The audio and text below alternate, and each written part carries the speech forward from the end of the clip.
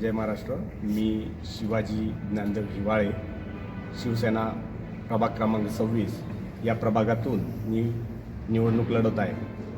माझ्या प्रभागामध्ये आज घडीला तुम्ही जर बघितलं तर पालकमंत्री नामदार संजयजी शिरसाट साहेब यांच्या निधीतून तसेच त्यांच्या प्रयत्नातून या परिसरामध्ये 90% विकास कामं या ठिकाणी पूर्ण झाली आहेत. साहेबाच्या माध्यमातून ड्रेनेज लाईन असेल, रस्ते असेल, स्ट्रीट लाईट असेल, पाण्याची लाईन असेल, ज्या मूलभूत गरजा या परिसरातील नागरिकांच्या होत्या त्या साहेबाच्या माध्यमातून आम्ही या ठिकाणी पूर्ण करायचा प्रयत्न केला आहे.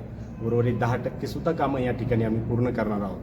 आपण बघत असाल का हा प्रभाग गेल्या 2016-17 पासून हा महापालिकेत आलेला आहे. अगोदर या ठिकाणी सातारा देवळाईची ग्रामपंचायत होती.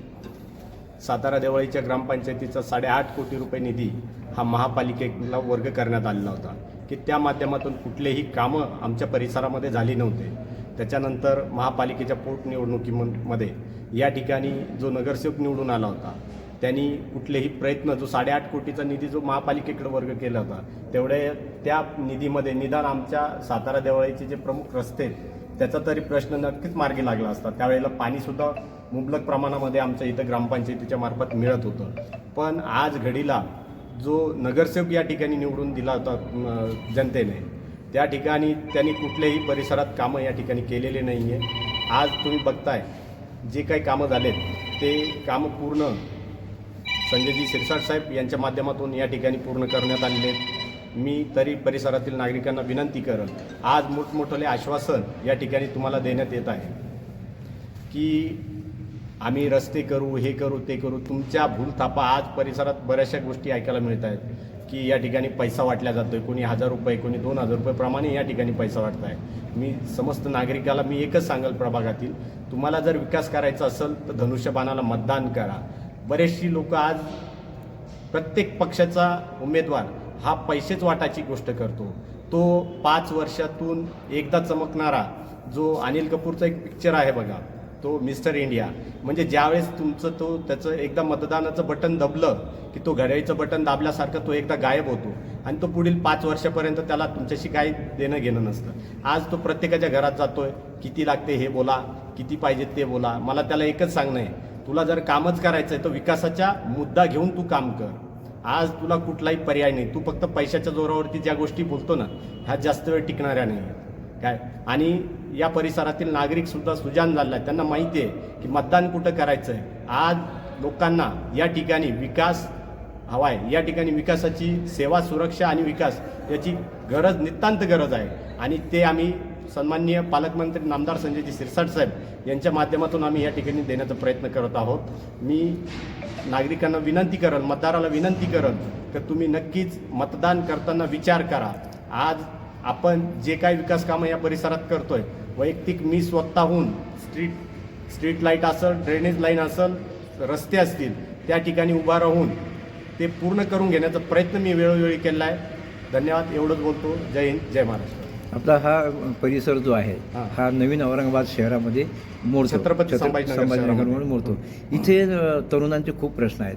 त्यांना रोजगार नाही, शिक्षित आहेत पण रोजगार नाही. तुम्ही रोजगाराविषयी बोलताय, निवडणूक ही महापालिकेची आहे, त्याच्यावरती जो रोजगार तुम्ही आज बघताय, आज काल आमच्या परिसरामध्ये, माझ्या प्रभागामध्ये या ठिकाणी आपल्या जिल्ह्याचे खासदार संदीपानजी भुमरे साहेब यांनी या ठिकाणी सांगितलंय की बाबा आपल्या छत्रपती संभाजीनगर जिल्ह्यासाठी कुठलेही जो रोजगार या ठिकाणी तरुण मंडळीला पाहिजे होता तो आज मी आणायचा प्रयत्न केला आहे. केंद्रातून त्यांनी त्या ठिकाणी ज्या ठिकाणी 6000 कोटी रुपयाचा जो निधी या ठिकाणी जो जागा DMIC जी आणली आहे त्यांनी, त्या ठिकाणी किमान 6000 कोटीची तरी अपेक्षा लोकांकडनं होती.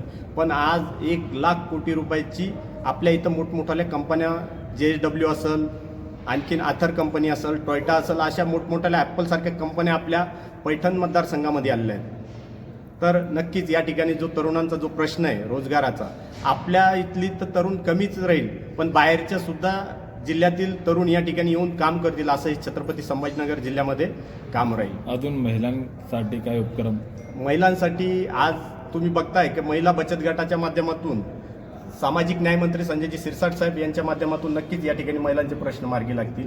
बचत गट असतील, महिलांच्या सक्षमीकरणासाठी जे आम्हाला करता येईल ते नक्कीच आम्ही साहेबाच्या सामाजिक न्याय खात्यातून करण्याचा प्रयत्न करू. भ्रष्टाचार रोखण्यासाठी काय नीती? आज आमच्या परिसराला जोडलेला जो प्रभाग आहे, जो अगोदर हा वार्ड होता, वार्ड क्रमांक 114 115 सातारा देवळीचा हा जो वेळ होता, तो जो भाग होता, तो आज नव्याने आम्हाला जोडला गेलेला राजनगर मुकुंदनगर. आज राजनगर मुकुंदनगरमध्ये तुम्ही जाऊन पहा, त्या ठिकाणी अवैध धंदे, देशीचे अड्डे असतील, बटन असतील, गांजा असन, या सर्व गोष्टी सहजरित्या तुम्हाला टपरीवरती अवेलेबल मिळेल. त्या ठिकाणी जे देशीचे अड्डे आहे, आम्ही ते पण नक्कीच या ठिकाणी बंद करायचा प्रयत्न करू. युवा पिढी पण नशेमध्ये लय खूप अति जास्त प्रमाणामध्ये युवा पिढीला तुम्ही विनंती कराल, एक वेळ असते तुमच्या तारुण्याची आणि ते नशेमध्ये न घालता तुम्ही नक्कीच आपल्या आईवडिलांचा विचार करायचा, आपल्या कुटुंबाचा विचार करून आपण प्रगतीच्या दिशेने चाललं पाहिजे, एवढंच मी या ठिकाणी बोलतो. उर्वरित कामं जी आहेत, हो, पालकमंत्री संजय शिरसाटसाहेबांनी तर प्रचंड कामं केलेलीच आहेत, केलेली. पण उर्वरित कामंसुद्धा त्यांच्या माध्यमातून आपण करून घ्या. बिलकुल, नगरसेवक- 100%.